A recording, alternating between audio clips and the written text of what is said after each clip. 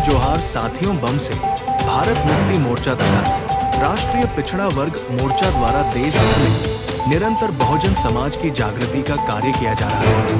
आज मनुवादी ताकतों का राष्ट्रीय स्तर पर सामना करने का समर्थ बम से इस राष्ट्रव्यापी संगठन में ही दिखाई दे रहा है। महाराष्ट्र के वसमत तहसील में सहयोगी संगठन राष्ट्रीय मुस्लिम मोर्चा के महाराष्ट्र के नेता द्वारा मनुवाद को उजागर कर दिया तथा हिंदू मुस्लिम माहौल बनाने की अच्छे मनुवादी व्यवस्था की क्या साजिश है ये बताया। साथ ही आपसे जैसे संगठन में जुड़ने की सभी विकास पात्रीकर सरांचं या ठिकाणी पुष्पगुच्छ देऊन सन्मान करावा। त्यानंतर मुफ्ती साहेब या ठिकाणी आलेले आहेत, आपण यांचाही सन्मान करावा। यानंतर मी मान्यवर एजाज तांबोळी सर राष्ट्रीय मुस्लिम मोर्चा महाराष्ट्र राज्य यांना विनंती करतो, कृपया आपण मार्गदर्शन करावं। एजाज तांबोळी सर।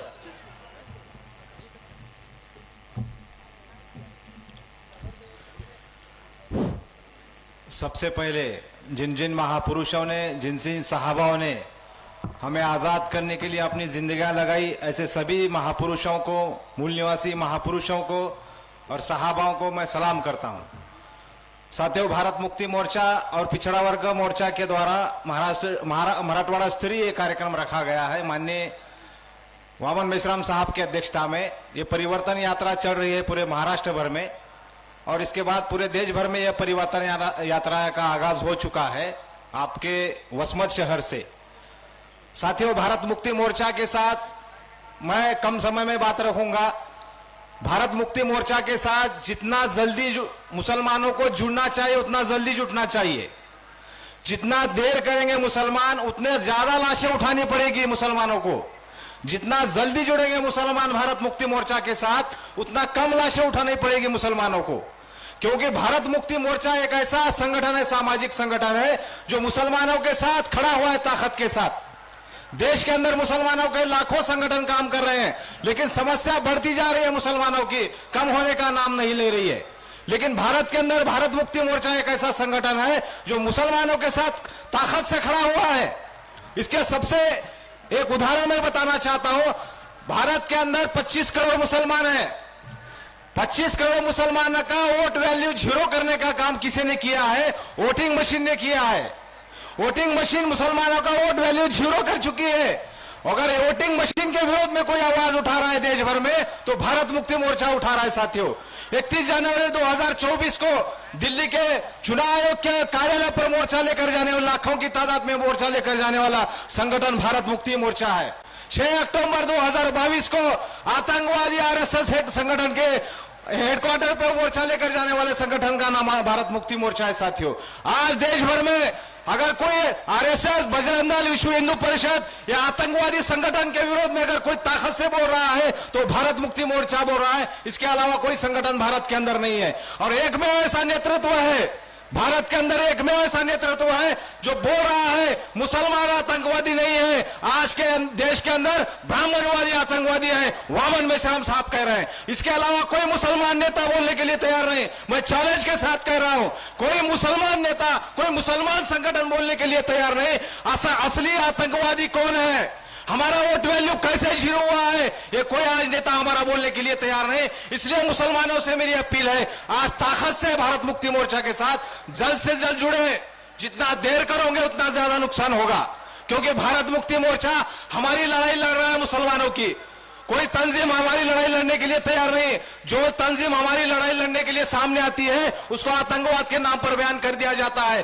पीएफआई जैसा संगठन बयान कर दिया आतंकवाद के नाम पर, लेकिन भारत मुक्ति मोर्चा के अंदर एक सामाजिक संगठन काम करता है जिसका मैं पदाधिकारी हूं।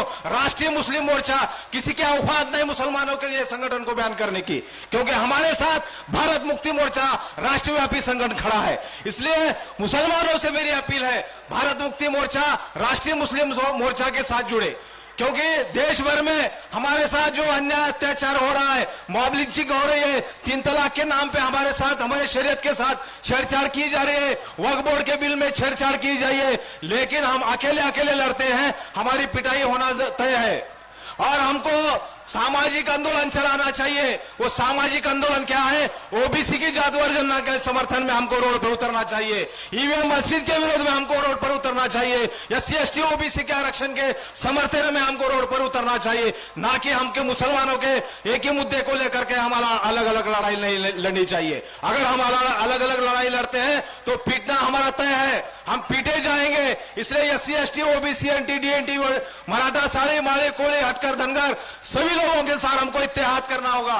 केवल मुसलमानों के इतिहास से भारत का इतिहास हम देख चुके हैं, केवल मुसलमानों के इतिहास से मुसलमानों का नुकसान हुआ है। हमको मूल निवासी लोग को उन्हें पहचानना होगा, जालिम कौन है हमको पहचानना होगा, जुल्म करने वाला आदमी कौन है पहचानना होगा। ये एससी एसटी ओबीसी का संगठन इन्होंने जुल्म करने वाले की पहचान करा के दी है। जैसे कुरान हमको पहचान करा कर दिया है, यहूदी हमारा दुश्मन है, वैसा ये भारत मुक्ति मोर्चा माननीय अमर भाई साहब लगातार 45 साल से हमको दुश्मन की पहचान करा कर दे रहे हैं। भारत के अंदर कोई इंसानियत का दुश्मन है, एससी एसटी ओबीसी का दुश्मन है, मुसलमानों का दुश्मन है, वो ब्राह्मण है, ब्राह्मण विदेशी है, ये खुलकर कह रहे हैं। किसी की औकात नहीं, ये सिर्फ और सिर्फ फुले शाह अम्बेडकर ये आंदोलन चलाने वाले की औकात है, बाकी किसी की औकात नहीं। खुले मन से कह रहा हूं, खुले मन से कह रहा हूं।